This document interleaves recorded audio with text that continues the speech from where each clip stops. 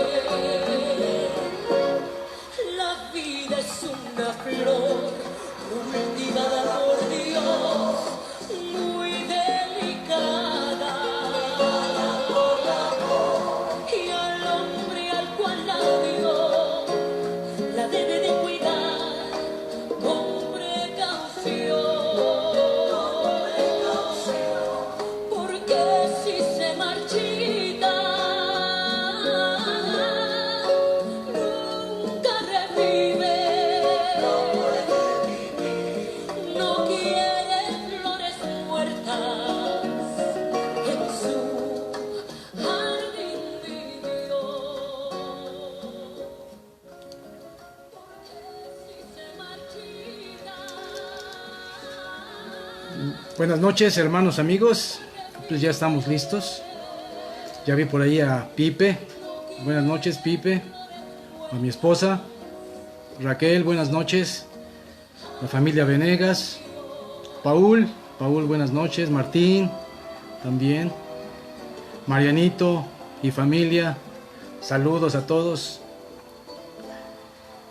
Ya preparándonos para compartir la palabra del día de hoy.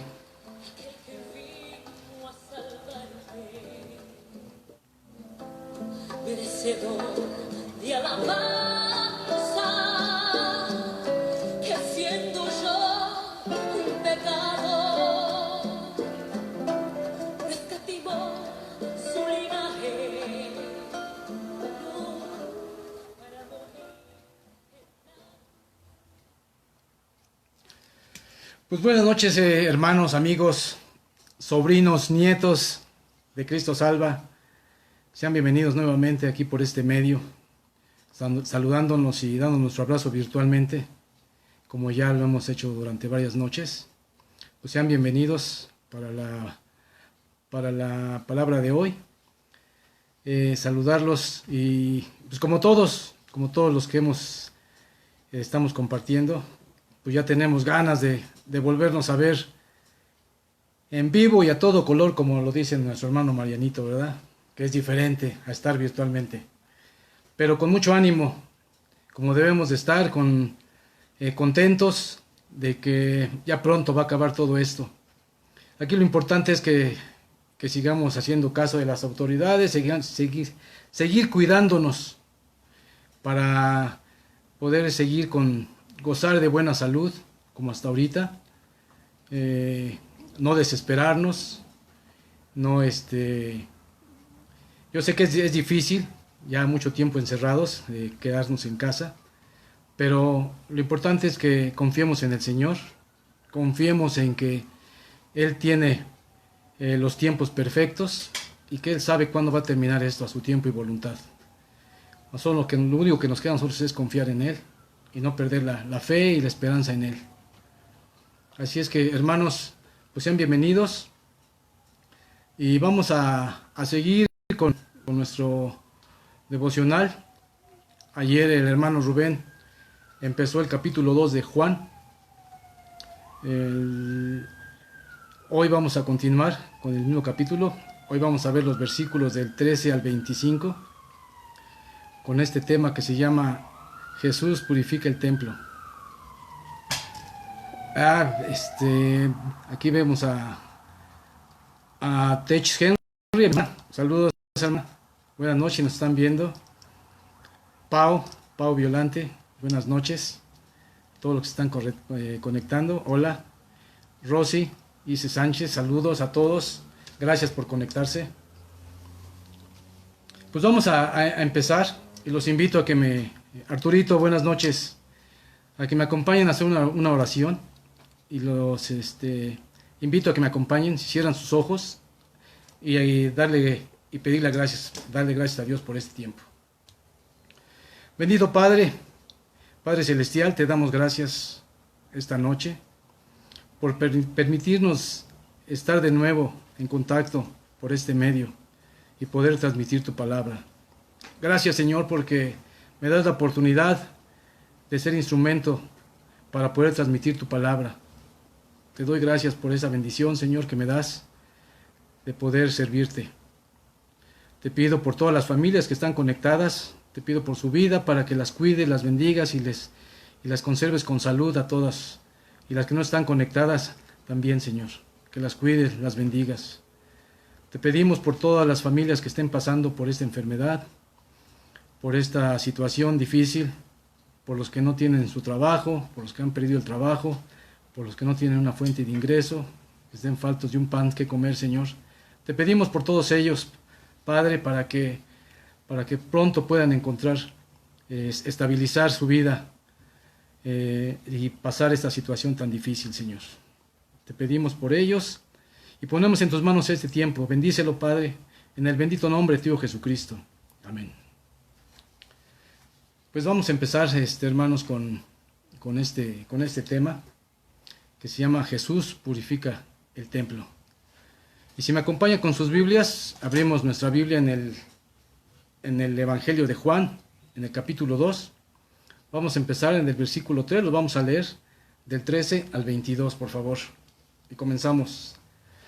Versículo 13 nos dice: Estaba cerca la Pascua de los judíos, y Jesús subió a Jerusalén. 14. Halló en el templo a los que vendían bueyes, ovejas y palomas, y a los cambistas ahí sentados. 15. Haciendo un azote de cuerdas, echó fuera del templo a todos, y las ovejas y los bueyes, y esparció las monedas de los cambistas, y volcó las mesas. 16. Y dijo a los que vendían palomas: Quitad de aquí esto, y no hagáis de la casa de mi padre casa de mercado. 17. Entonces se acordaron sus discípulos que está escrito: El celo de tu casa me consume. 18. Y los judíos respondieron y le dijeron: ¿Qué señal nos muestras ya que haces esto? 19. Respondiendo Jesús y les dijo: Destruid este templo y en 3 días lo levantaré. 20. Dijeron luego los judíos: En 46 años fue edificado este templo, y tú en 3 días lo levantarás. Sarcásticamente, ¿no? 21. Él hablaba del templo de su cuerpo. 22. Por tanto, cuando resucitó de entre los muertos, sus discípulos se acordaron que había dicho esto y creyeron a la Escritura. Hermanos, pues después, comenzando con este tema, después de que Jesús, de una breve estancia en Capernaum, como nos lo platicaba ayer, nos compartía ayer Rubén en Juan, en el versículo 12, que decía: Después de esto descendieron a Capernaum Jesús, su madre, sus hermanos y sus discípulos, y estuvieron ahí no muchos días. Jesús fue a Jerusalén para asistir a la fiesta de la Pascua, una fiesta que se celebraba en Jerusalén, en donde asistía pues, casi todo el pueblo. Ahí iba a comenzar su ministerio público. Jesús, ahí empezar en el templo de su padre, y ese lugar el que había escogido precisamente para empezar su ministerio. Recordemos que cuando su madre le sugirió que comenzara a manifestarse como Mesías en las bodas de Cana de Galilea, él le contestó a su madre en Juan 2, versículo 4, Jesús le dijo a su madre: ¿Qué tienes conmigo, mujer? Aún no ha venido mi hora. El Señor sabía que el lugar donde había de comenzar su manifestación pública en el templo, era en el templo. Ahí él quería hacer su ministerio público. ¿Y por qué? Pues por varias razones.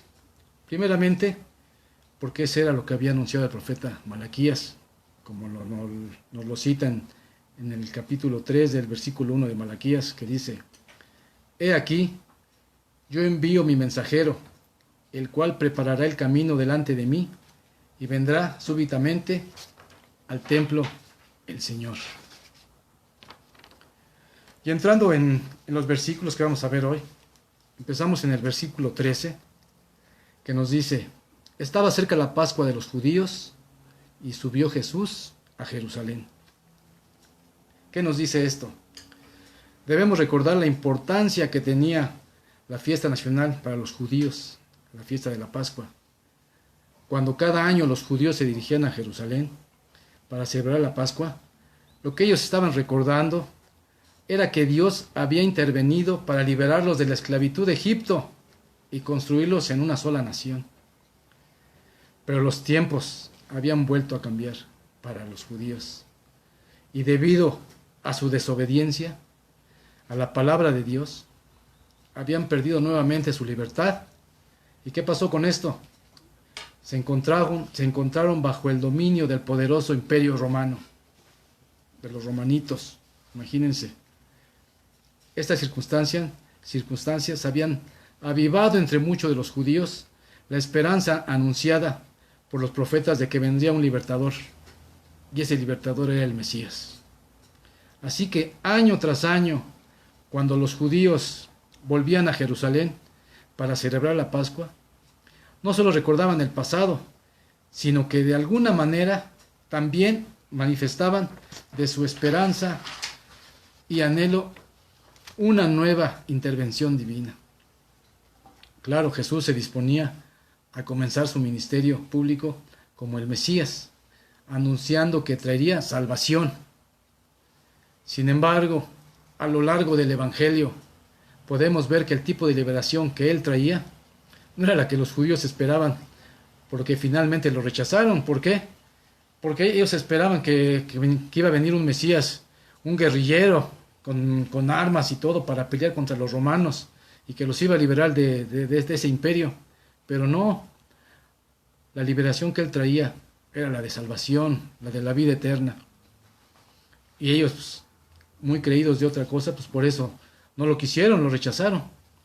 Por otro lado, el hecho de que la Pascua fuera una de las fiestas nacionales de los judíos, a la que todo israelita debería de asistir, que estaba obligado a asistir, como nos lo cita Deuteronomio 16, versículo 16, que nos dice: 3 veces cada año aparecerá todo varón tuyo delante de Jehová tu Dios en el lugar que él escogiere, en la fiesta solemne de los panes sin levadura, y en la fiesta solemne de las semanas, y en la fiesta solemne de los tabernáculos, y ninguno se presentará delante de Jehová con las manos vacías. O sea, que tenían que ir a la fiesta de la Pascua, pero con un animal para sacrificar. No podían llegar con las manos vacías. ¿Esto qué garantizaba? Que en esas fiestas Jerusalén iba a estar lleno de personas venidas de todas partes de Jerusalén, y daba la oportunidad de que el Señor, de que su presentación fuera pública delante de mucha gente, para que así él se diera a conocer como el Mesías. Y siguiendo en Juan 2, versículo 14, que nos dice: y halló en el templo a los que vendían bueyes, ovejas y palomas. Para los diferentes sacrificios que en esos días se ofrecían en los holocaustos, debía llevar los animales adecuados. Debían llevar borregos, palomas, corderos, bueyes. O si les resultaba complicado, normalmente, como viajaban de lugares lejos, pues se les complicaba a veces llevar a su animal cargado aquí en la espalda, y pues era pesado para ellos. Entonces, ¿qué era más cómodo para ellos? Pues llegar directamente al templo, al mercado que habían construido ahí los sacerdotes, y comprarlo directamente ahí con los sacerdotes. Y así ellos garantizaban que el animal que les vendían ahí pues iba a estar sano y estaba apto para el sacrificio. Porque si ellos llevaban, a veces que llegaban con sus animales y al revisarlos, pues no pasaban la aduana. Les encontraban con enfermedades, con garrapatas, con moquillo, no sé. Entonces se los rechazaban. Entonces para ellos pues, era más cómodo y más fácil ir a lo seguro, comprar los animales ahí en el mercado y evitarse esos riesgos y que se los rechazaran. Entonces pues preferían pagar por esos animales. Pero el hecho de que los dirigentes del templo hubieran decidido instalar un mercado allí en el templo para atender las necesidades de los peregrinos fue algo pues que eso fue lo que le indignó profundamente al Señor. Pero la razón por lo que la jerarquía sacerdotal, por los líderes, lo habían colocado dentro del recinto, pues todo era por pues, todo un provecho comercial para ellos. Ellos lo que querían era su beneficio. Obtenían claro que para ellos era su minita de oro. Era un gran negocio para ellos. Por eso habían hecho eso ahí.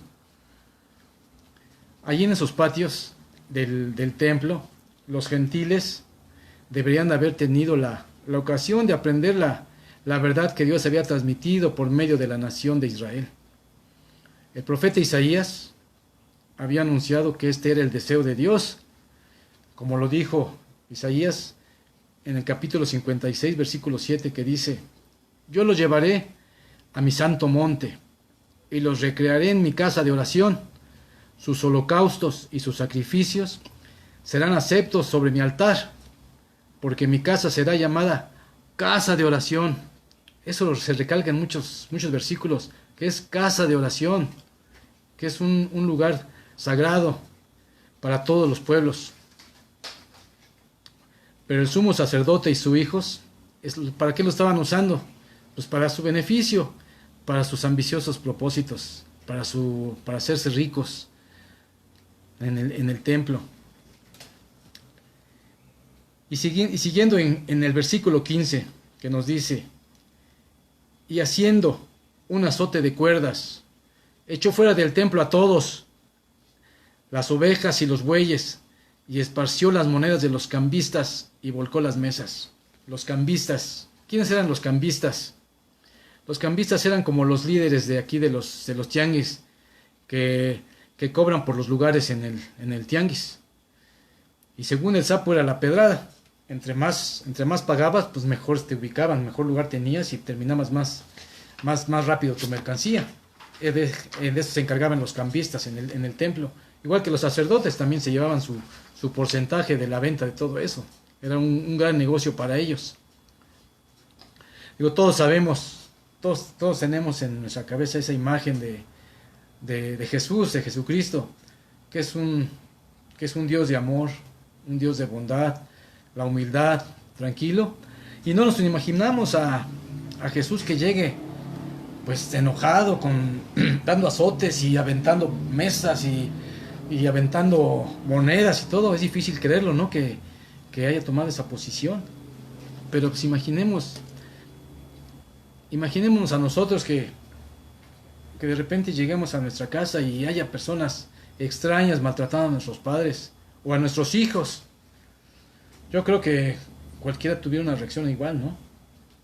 Nos desconoceríamos nosotros mismos.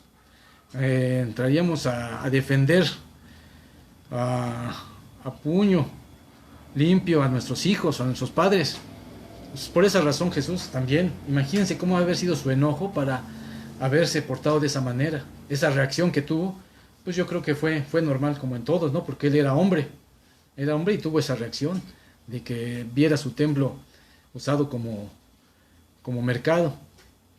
Era evidente que el azote improvisado que Jesús hizo al llegar y ver en el suelo unas cuerdas y empezar a azotar y todo y maldecir, pues claro que no serviría mucho para poder dominar a toda esa multitud que había en el mercado. Eran ganaderos y hasta la misma guardia que estaba ahí en el mercado pues no era suficiente. En realidad, él no necesitaba usar la fuerza física para usar su voluntad, ya que una palabra suya, con una palabra tenía para poder controlar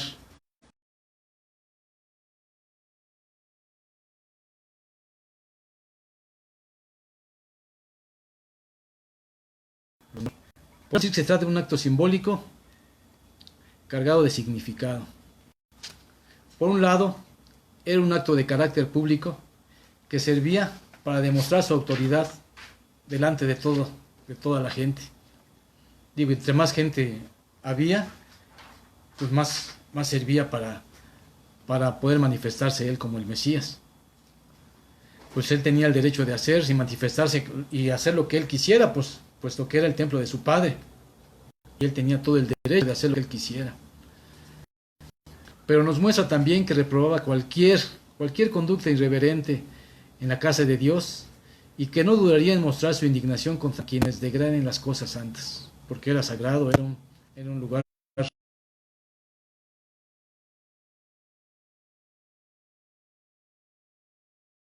de carácter, ya que donde él esté, donde él se presente, donde él esté, revelará su santidad y producirá pureza, porque él es amor, él es bondad, él es humildad. Este hecho, que volvió a repetir hasta el final de su ministerio, pues despertó la ira de los sacerdotes, de los dirigentes judíos, que no duraron en perseguirlo hasta acabar con él. Lo persiguieron porque pues, había atentado contra su minita de oro.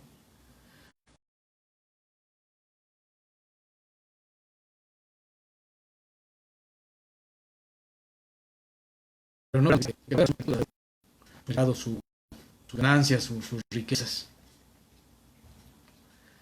El versículo 16, que nos dice: y dijo a los que vendían palomas: quitad de aquí esto, y no hagáis de la casa de mi padre casa de mercado. Por supuesto, siempre había un resto fiel de los israelitas, había un porcentaje que realmente usaba el templo para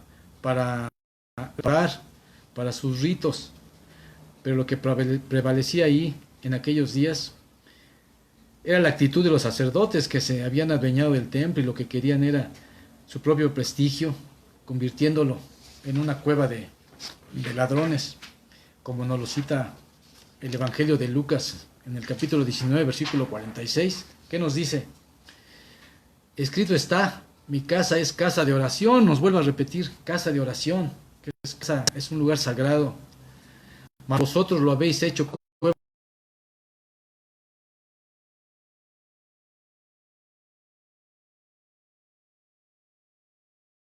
de ladrones. Honrar y alabar, y no debemos usarlo para lugar de negocios, para otras cosas que no sea cosas para agradar a nuestro Señor. Nosotros ahí en Cristo Salva lo usamos, sí, para los festejar a los cumpleañeros, pero todo es en amor y en convivencia.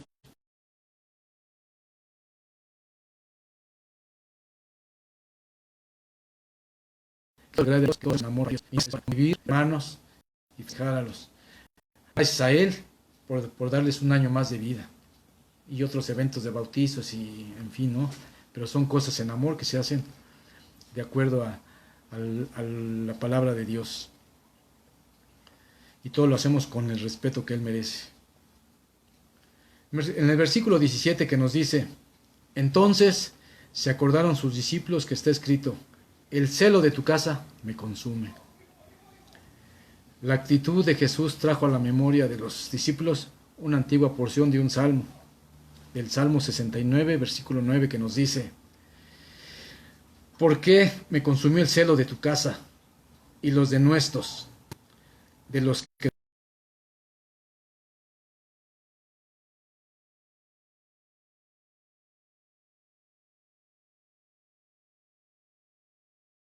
¿qué quiere decir? Los criticaban, cayeron sobre ellos. Este salmo fue escrito por David y en él exponía ante Dios lo que sus enemigos habían hecho contra él por causa del celo que sentía por la casa de Dios.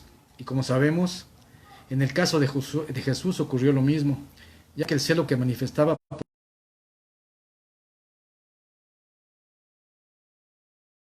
la casa de Dios acabó en la cruz Jesucristo. En el versículo 18 que nos dice, y los judíos respondieron y le dijeron, ¿qué señal nos muestras, ya que haces esto?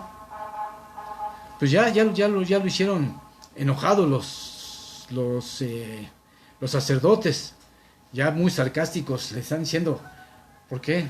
¿Por qué haces esto, no? Su presencia y autoridad los había dejado pues en shock, porque no se esperaban esa reacción de Jesucristo.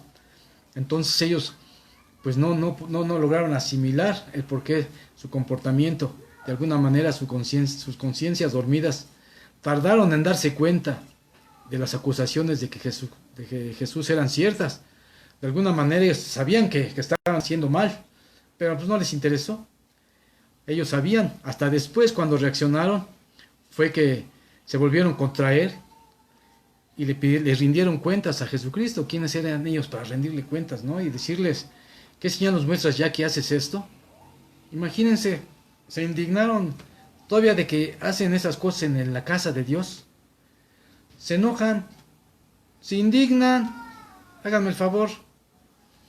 Lo lógico había sido que se hubieran apenado y haberse disculpado con él por haber hecho eso, por haber convertido en la casa de Dios en un mercado de ladrones y haber hecho su riqueza en el templo que no les pertenecía y haber cometido todo eso. Ahora veamos rápidamente los versículos 19, 20, 21 y 22 que nos dice, respondió Jesús, en el 19 nos dice, respondió Jesús y les dijo, destruid este templo y en 3 días lo levantaré. 20. Dijeron luego los judíos, en 46 años fue edificado este templo, y tú en 3 días lo levantarás, burlonamente, ¿no? Van a decir, ¿tú cómo vas a levantar en 3 días y en 46 años se ha construido? Ni el 21, mas él hablaba del templo de su cuerpo, no del templo de ladrillo. 22, por tanto, cuando resucitó de entre los muertos, sus discípulos se acordaron que había dicho esto, y creyeron la escritura y la palabra que Jesús había dicho. Ahora bien, ¿en qué consistía la señal que Jesús les iba a dar y por qué la evidencia su autoridad sobre el templo? Bueno, para extenderlo y para recordar que Juan explicó el comienzo del Evangelio, como lo citaba Martín en el capítulo 1 de Juan, en el versículo 14 que dice, y aquel verbo fue hecho carne y habitó entre nosotros, y vimos su gloria, gloria como del unigénito del Padre, lleno de gracia y de verdad. Que el preexistente verbo de Dios se había hecho hombre y había venido a habitar entre los hombres. Por lo tanto, en cierta forma de hablar, Jesús era el verdadero templo de Dios en medio de los hombres. A través de su naturaleza humana se percibía la gloria del Dios eterno que moraba en él. Así que el templo de los judíos en Jerusalén solo era un débil símbolo de plena realidad que se encontraba en Jesús. Entonces, cuando Jesús les dijo, destruid este templo, se refería a él, a su cuerpo. Él les dijo, si destruyen el templo, señalándose él, destruir este templo, en realidad no está hablando del templo de Herodes, que llevaba más de 40 años construyéndolo ahí en Jerusalén, sino se refería a su persona, a él mismo, y que en tres días lo levantaré. ¿A qué se refería? A que al tercer día él resucitaría y que iba a estar con nosotros, y que él era el verdadero Dios del templo. Concluyendo, hermanos, sobre esto, podemos decir que en respuesta a la petición que los judíos hicieron a Jesús para que les diera una señal, y le señalaba la cruz y la resurrección, y esta siguiendo la respuesta que Dios da a todo aquel que lo demande una señal, la cruz y la resurrección de Cristo, no puede haber señal más grande que esta. Con el tiempo, los discípulos que seguían recordando esas palabras de Jesús sin entenderlas, cuando vieron su muerte en la cruz y después la resurrección al tercer día, de repente todo empezó a encajar perfectamente en las mentes de sus discípulos, que les había anunciado, y así creyeron la escritura y la palabra de Jesús había dicho. Y para finalizar, hermanos, otro pequeño tema de 3 versículos que dice, Jesús conoce a los hombres. en Juan 2, versículo 23, que dice: estando en Jerusalén en la fiesta de la Pascua, muchos creyeron en su nombre, viendo las señales que hacía. 24. Pero Jesús mismo no se fiaba de ellos, porque conocía a todos. 25. Y no tenía necesidad de que nadie le diese testimonio del hombre, pues él sabía lo que había en el hombre. Nuestro Señor conocía y conoce y nos conoce a todos los hombres, al ser humano. Nos conoce su naturaleza, sus disposiciones, sus afectos, sus intenciones, de una manera que nosotros no conocemos a nadie, ni nosotros mismos nos conocemos como Él nos conoce. Conoce a sus astutos enemigos, conoce a todos los enemigos que Él tiene y todos sus proyectos secretos, a sus amigos falsos y sus verdaderos caracteres. Él sabe quiénes son verdaderamente, conoce su rectitud, conoce sus debilidades. Sabemos que los hombres hacen, Cristo sabe lo que hay en ellos. Él prueba el corazón de ellos, de nosotros. Cuidado con una fe muerta o una profesión de fe formal. No hay que confiar en los profesantes carnales y vacíos. Y aunque los hombres se impongan a otros o a sí mismos, no pueden imponerse a Dios, que escudriña el corazón, el Dios de orden y el Dios de tiempos perfectos. Hay que ser obedientes a su palabra y tratar de ser lo más que podamos, por muy poquito que sea, igual a su imagen y semejanza. Hermanos, pues con esto concluyo el tema de hoy. Espero que sea de alimento y de aprendizaje para todos, y que seamos obedientes a su palabra. Y antes de despedirme, antes de hacer la oración final, quisiera mandar una felicitación a todos los maestros de la escuela dominical y de enseñanza de Cristo Salva y de todas las iglesias, y a todos los maestros académicos que se dedican a eso, a todos los maestros de homeschool, y a todos los papás que en esta cuarentena, cincuentena, sesentena, no sé ya cuántos días ya llevamos, pero que ha sido difícil para los papás que han sido maestros de homeschool también. Mis respetos para todos ellos que tienen a sus niños en sus casas en aprendizaje, en la escuela. Para todos ellos una gran felicitación, adelantado por el día de mañana, que es su día. Les mandamos un abrazo y una gran felicitación. Y queremos hacer oración hacer una oración de peticiones de oración que nos llegaron. Y quiero que me acompañen a hacer una oración final y hacer las peticiones, por favor. Si me acompañan y cierran sus ojos. Bendito Padre, te damos gracias por este tiempo de tu palabra, de aprendizaje. Te damos gracias porque nos permites, gracias a la tecnología y a ti, Señor, poder comunicarnos y poder seguir aprendiendo de ti y de tu palabra, Señor. Gracias por este tiempo. Te pedimos, aprovechando, Señor, te pedimos por el niño Esteban Díaz, por su mamá Margarita, por su salvación y salud, y porque bendigas a este niño que pronto te conozca y no llegue a quedar huérfano, Señor. Este niño vive en Canadá y que está pasando por una situación difícil, Señor. Te pedimos por Lupita Carabeo, la mamá de Paul, por su salvación, por su salud. Está pasando por una enfermedad difícil, Señor. Tú conoces su cuerpo. Te pedimos por ella para que le dé salud, Señor. Pongas tu mano bendita sobre ella, Señor. Por Javier Jiménez, por su salvación, por su salud, y su esposa Silvia, para que pronto puedan llegar a conocerte también. Por Pipe, por su corazón, para que él siga creciendo en ti. No lo sueltes, Señor, no lo sueltes, y él siga tomado de tu mano, creciendo en tu palabra, y él pueda seguir avanzando en ti, Señor, creciendo cada día. Por su papá y su hermana Isabel. Por Gerardo Castañeda, primo de nuestra hermana Vale, y los médicos que lo atienden. para que pronto pueda recuperar la salud, que esté pasando por esta difícil enfermedad, por este virus. Te pedimos también por la abuelita de mi esposa Marina, por la abuelita Silvina, que está pasando por unos malestares de salud. Te pedimos por ella para que le devuelvas salud y bienestar. Y porque mañana también, aunque no es maestra, cumple años mañana, cumple 102 años, y ya es una gran vida que le has dado tú, Señor, que le has bendecido con tantos años. Te pedimos por la vida y agradecimos por la vida de Licha. Te pedimos también por la vida de la familia, por la familia del señor Armando Ponce Melesio, que él ayer falleció por el virus.